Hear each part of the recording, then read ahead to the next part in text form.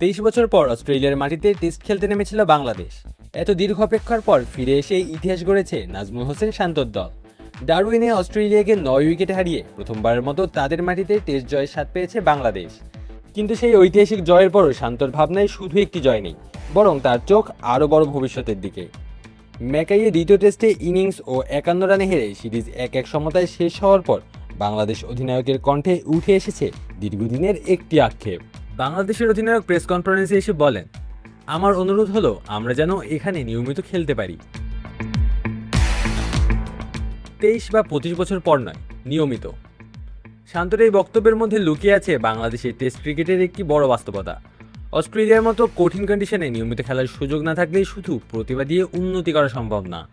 গতি, bounce, swing এবং ভিন্ন ধরনের উইকেটের সঙ্গে মানিয়ে নিতে ক্রিকেটারদের প্রয়োজন বাস্তব অভিজ্ঞতা। 23 বছরের অপেক্ষার পর অস্ট্রেলিয়ায় এসে বাংলাদেশ প্রথম টেস্টে দেখিয়েছে সুযোগ পেলে তারা কতটা প্রতিদ্বন্দ্বিতা করতে পারে। ডারউইনে হাসান মাহমুদের দুর্দান্ত বোলিং এবং দলীয় সম্মিলিত পারফরমেন্সে অস্ট্রেলিয়াকে হারিয়ে নতুন ইতিহাস তৈরি হয়। তবে ম্যাকাইয়ে দ্বিতীয় টেস্ট যেন অন্য একটি বাস্তবতাও সামনে এনে দিয়েছে। অস্ট্রেলিয়ার বাউন্সি কন্ডিশনে বাংলাদেশের ব্যাটিং 2 ইনিংসেই ভেঙে পড়ে। 2 ইনিংসে বাংলাদেশ যথাক্রমে 64 ও 95 রানে অল আউট হয়।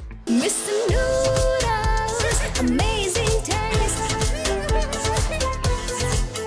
মিচেল স্টার্কের নেতৃত্বে অস্ট্রেলিয়ার পেস আক্রমণ সেই কন্ডিশনকে দারুণভাবে কাজে লাগায়। এখানেই শান্তর কথার গুরুত্ব আরও বেড়ে যায়।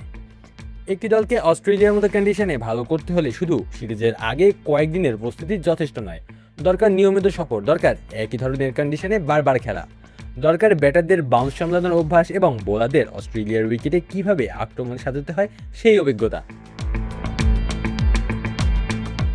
বাংলাদেশের জন্য একই সঙ্গে সাফল্য এবং শিক্ষা হয়ে থাকলো।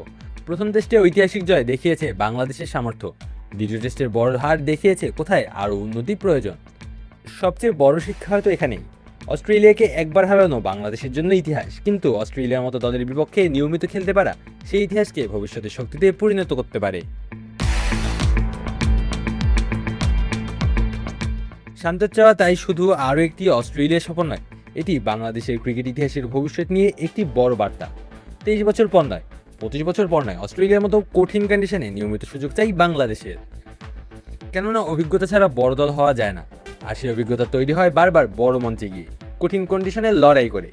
বাংলাদেশ এবার অস্ট্রেলিয়ার মাটিতে ইতিহাস লিখেছে, এখন সেই ইতিহাসকে নিয়মিত সাফল্যের গল্পে পরিণত করার পালা। আলো আসি তালুকদার, অন ফিল্ড।